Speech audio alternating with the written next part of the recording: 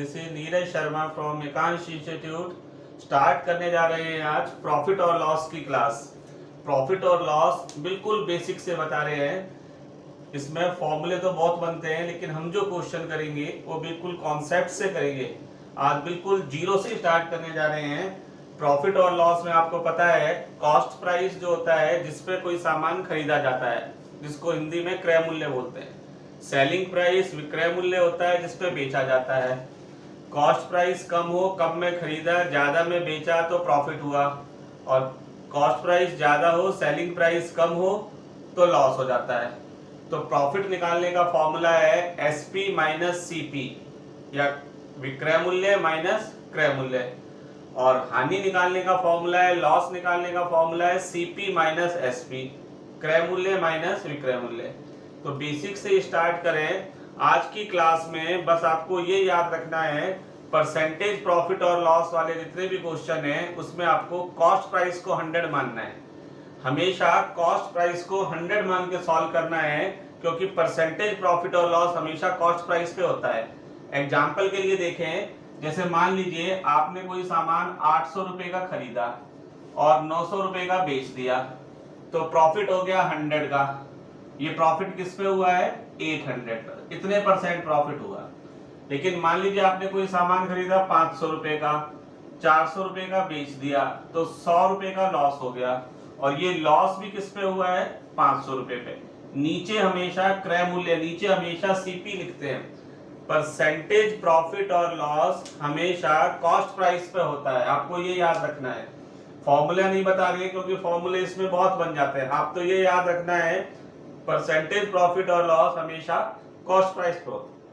मान लीजिए आपने कोई आर्टिकल 650 रुपए का खरीदा और उसे 14% के प्रॉफिट पे बेच दिया, तो उसका सेलिंग प्राइस क्या होगा, उसका विक्रय मूल्य क्या होगा? तो एक तरीका तो ये है, आप 650 रुपए का 14% निकालेंगे और इसमें ऐड कर देंगे।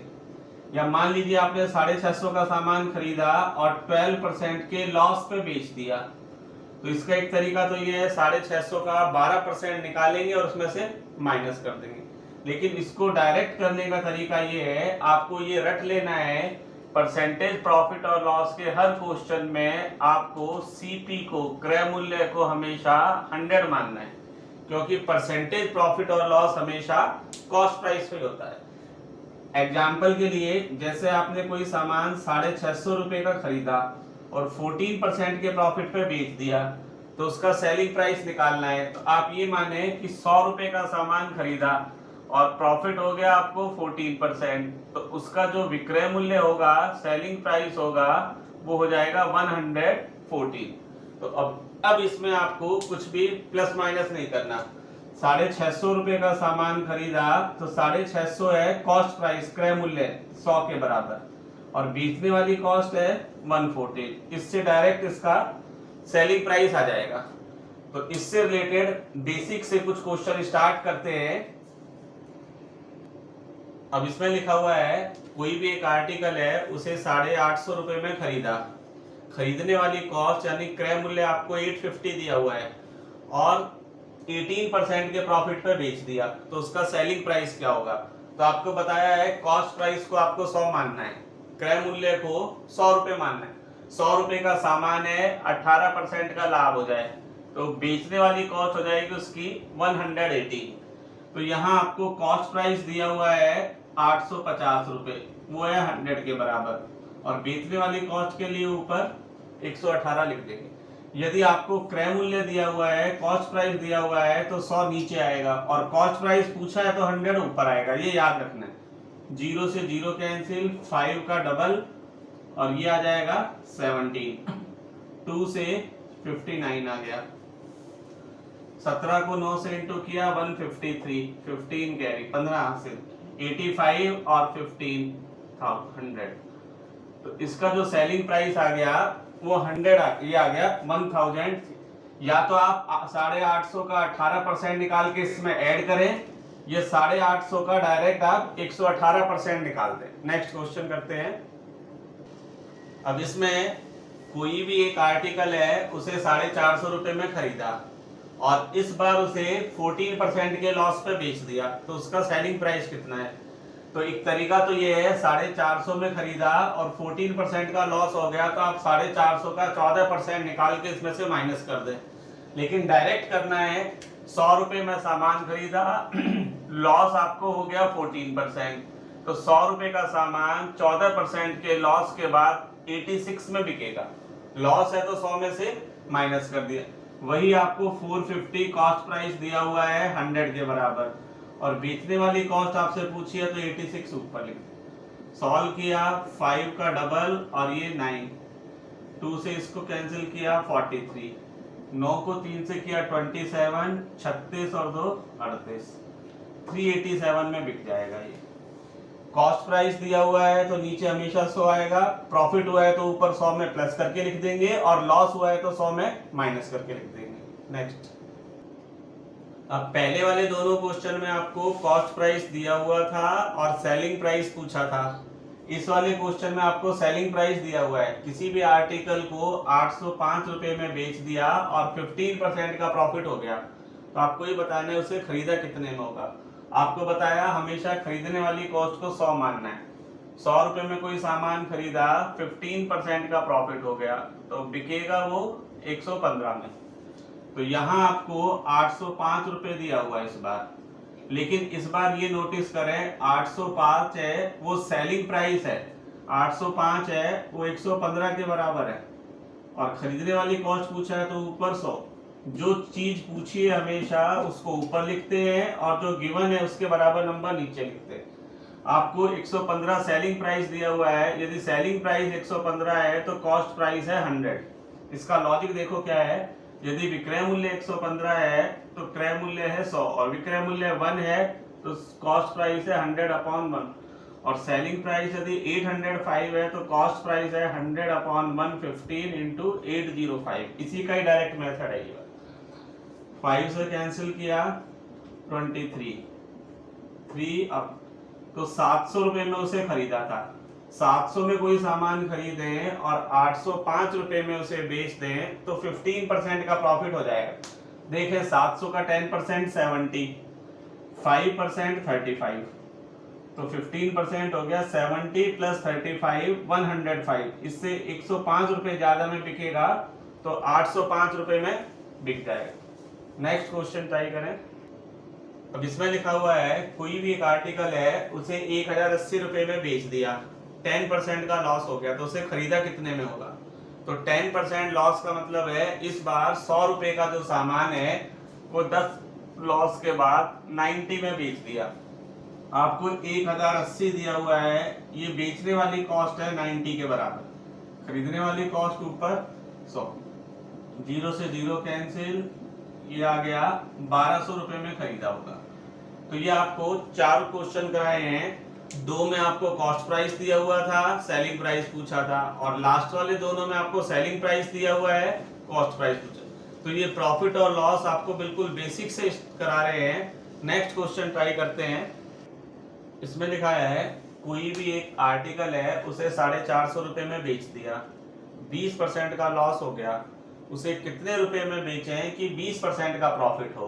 तो इस बार आपको कॉस्ट प्राइस कहीं दी नहीं है, 450 रुपए में बेच दिया और 20% का लॉस हो गया, तो आपको कॉस्ट प्राइस तो वही 100 मानना है। 100 रुपए का सामान 20% के लॉस में बिकेगा तो 80 में बिकेगा। 450 में 20% का लॉस हो गया तो 450 है 80% के बराबर। यदि क्रय मूल्य पूछा होता तो ऊपर 100 लिखते, कॉस्ट प्राइस पूछते तो ऊपर 100 लिखते, लेकिन उसे 20% के प्रॉफिट में बेचना है तो ऊपर डायरेक्ट 120 लिख देंगे। 10% के प्रॉफिट पे बेचना होता तो ऊपर डायरेक्ट 110 लिख देंगे।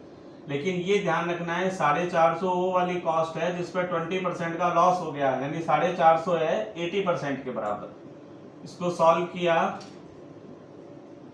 तो ये आ गया 675, 675 रुपए। लेकिन यदि इसमें कॉस्ट प्राइस पूछते तो ऊपर लिख देना था 100। नेक्स्ट क्वेश्चन ट्राई करें। अब ये पहले वाले चारों क्वेश्चन को मिला के एक क्वेश्चन बन गया। इसमें लिखा है राहुल ने एक रेडियो 4500 रुपए में खरीदा और 25% के लॉस पे बेच दिया। इससे जो उसे रुपए मिले उससे उसने एक दूसरा रेडियो परचेज कर लिया और उसको 20% के प्रॉफिट पे बेच दिया। तो आपको बताना है ओवरऑल उसे कितना प्रॉफिट या लॉस हुआ। इसका शॉर्टकट तरीका भी बताएंगे और मेथड भी बताएंगे।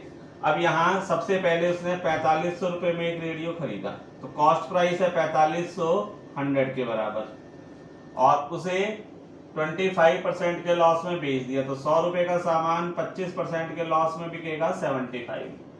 तो पहले वाले से उसने उसे इतने रुपए में बेच दिया। इसको कैलकुलेट नहीं करेंगे, कैलकुलेशन वाला काम एकदम लास्ट में करेंगे। 4500 रुपए खरीदने वाली कॉस्ट है 100 के बराबर और 25% के लॉस पे बेच दिया 75। तो इतने रुपए में उसने बेच दिया, लेकिन लिखा हुआ इससे उसने दूसरा रेडियो खरीद लिया। तो इसको सॉल्व करने पे जो आएगा, उसने फिर इससे दूसरा रेडियो खरीद लिया, तो फिर से ये कॉस्ट प्राइस बन गई 100 के बराबर।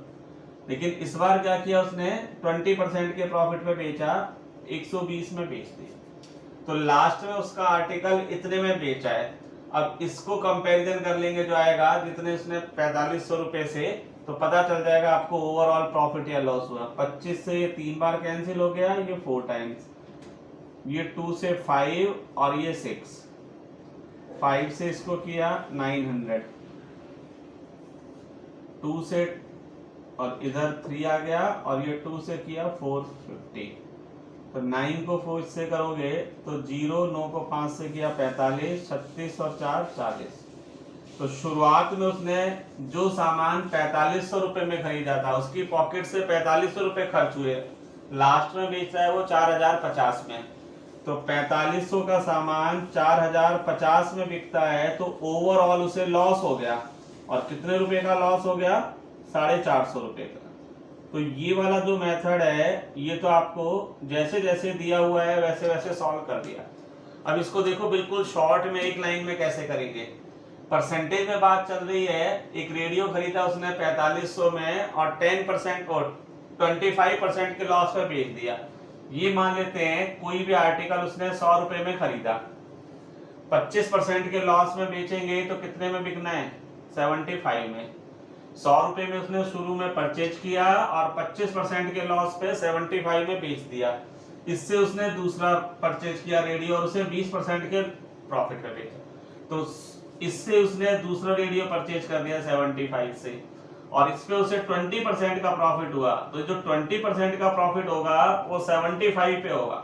इसका 10% है 7.5 और 20% है इसका डबल, 7.5 का डबल 15 ज्यादा में बेच दिया। तो कितने में बेचा, 90 में। 100 रुपए का सामान 90 में बिक रहा है, तो ओवरऑल उसे लॉस हो रहा है कितना, 10%। 45,000 का 10% निकाल दें, 10% ऑफ 4500 कितना आ जाएगा, 450 रुपए का लॉस। बिना इतनी कैलकुलेशन के आप इसको डायरेक्ट कर सकते हैं। फिर से देखो, 4500 में खरीदा, 25% के लॉस में बेच दिया। 100 रुपए का सामान 25% के लॉस में 75 में बिकेगा।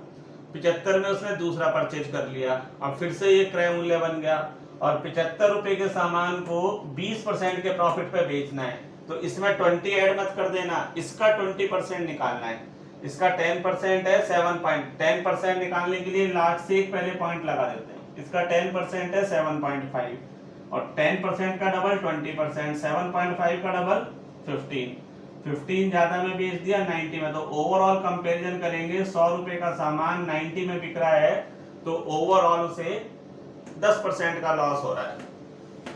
तो 4,500 का 10% निकाल दिया, 450 रुपए का लॉस हो गया। नेक्स्ट, इसमें लिखा है by selling an article for rupees 840 there is as much profit as loss by selling it for rupees 560, find the cost price of article. यानी किसी सामान को 840 रुपए में बेचने पर उतना ही प्रॉफिट होता है जितना लॉस उसे 560 में बेचने पे होता। तो उसकी कॉस्ट प्राइस कितनी है। एक छोटा सा एग्जांपल देखो, मान लीजिए आपको बताया है किसी भी सामान को 500 रुपए में बेचें तो उतना ही प्रॉफिट होगा जितना लॉस उसे 400 रुपए में बेचने पे होगा। 400 रुपए में बेचोगे तो उतना ही लॉस होगा, और 500 में बेचोगे तो जितना लॉस होगा उतना ही प्रॉफिट होना है।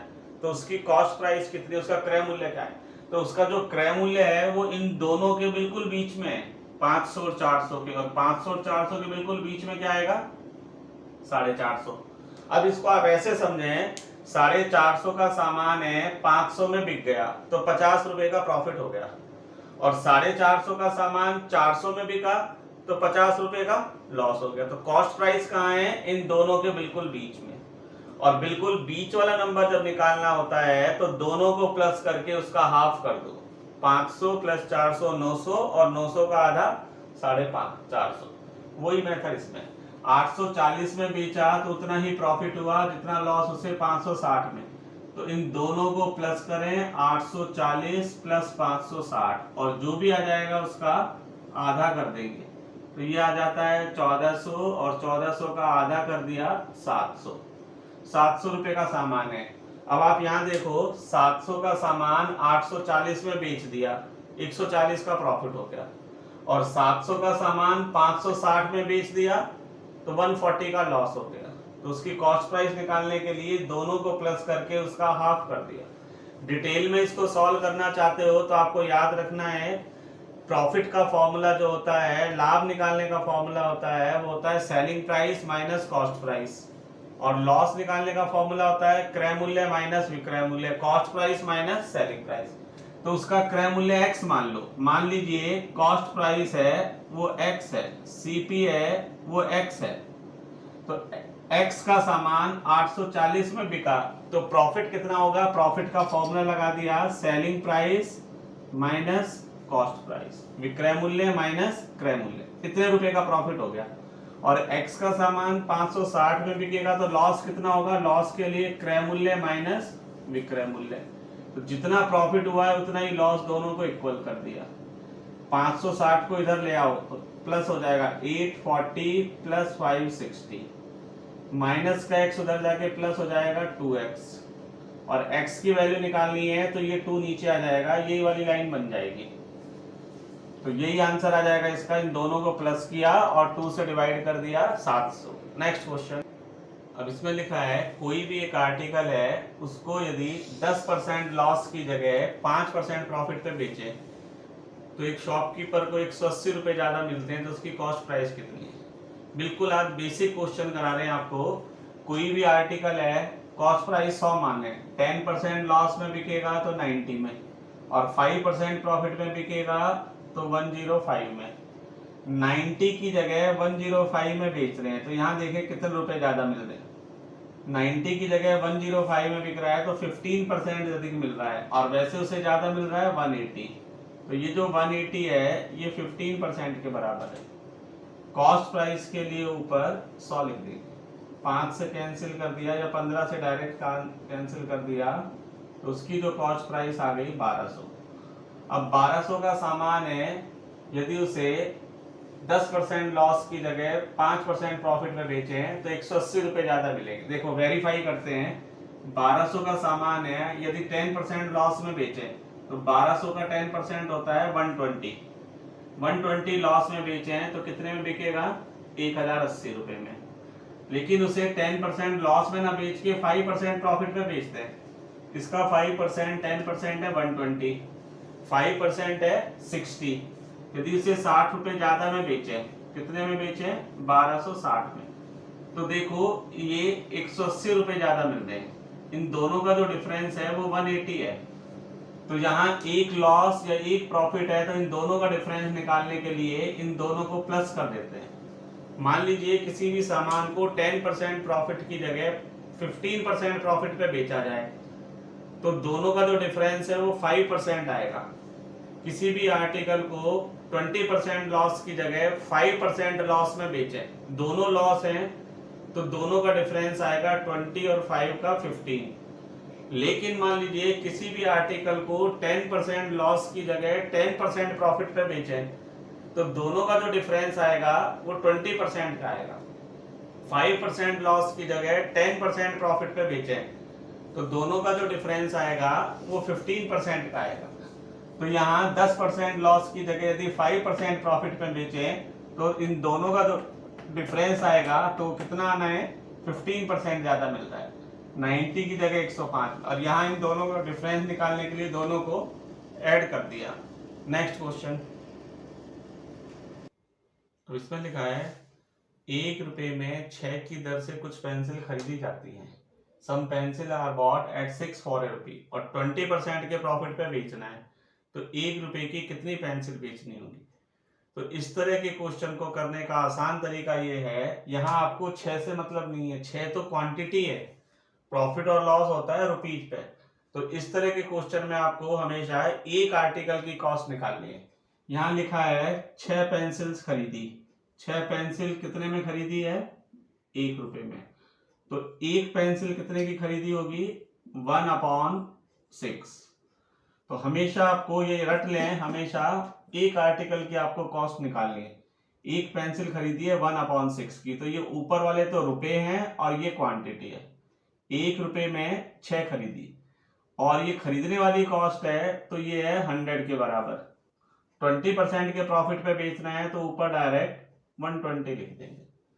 तो इसको सॉल्व किया, 0 से 0, 2 से 5 और ये 6 और 6 से 6। तो एक पेंसिल बेचनी है 1/5 में, या 1 रुपए में 5 पेंसिल बेचनी है। 1 रुपए में 5 पेंसिल बेचोगे तो 20% का प्रॉफिट हो जाएगा। तो इस तरह के हर क्वेश्चन में आपको एक आर्टिकल की कॉस्ट निकालनी है, तो ऊपर वाले रुपीज बन जाते हैं और नीचे वाली क्वांटिटी। तो यहाँ लास्ट में आंसर आया है, तो ये ऊपर वाले तो रुपीज हैं और नीचे वाली क्वांटिटी। 1 रुपए में आपको 5 बेचनी है। आज की क्लास में इतना ही करेंगे। इसी से रिलेटेड और एग्जांपल्स आपको इस क्वेश्चन से रिलेटेड नेक्स्ट वाले वीडियो में देंगे। यदि आपको ये अच्छा लगता है, पसंद आता है, तो आप इसको लाइक करें, शेयर करें, सब्सक्राइब करें। नेक्स्ट वीडियो में फिर मिलते हैं। Thank you.